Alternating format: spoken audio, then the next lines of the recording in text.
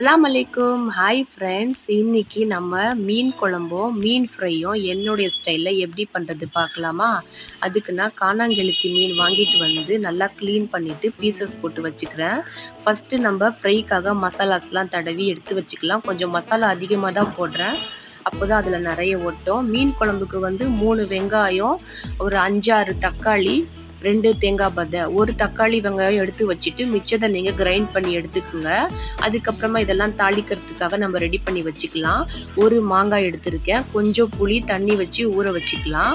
ஒரு கடாயில் எண்ணெய் கொஞ்சம் நிறைய விட்டுட்டு வெந்தயம் கொஞ்சம் போட்டுக்கலாம், சோம்பு கொஞ்சம் போட்டுக்கலாம், கடு உளுத்தம் பருப்பு போட்டுக்கலாம்.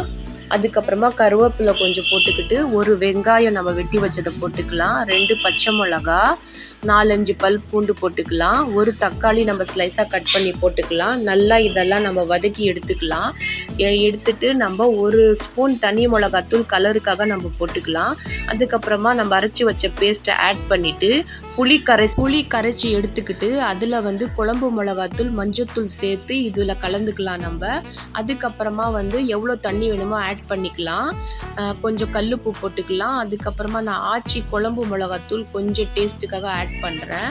அதுக்கப்புறமா கொத்தமல்லியும் போட்டுக்கிட்டு நம்ம ஒரு 5 மினிட்ஸ் நம்ம கொதிக்க விட்டுடலாம், மூடி வச்சிடலாம். அதுக்கப்புறமா நீங்கள் ஓப்பன் பண்ணிங்கன்னா இந்த மாதிரி வந்திருக்கும்.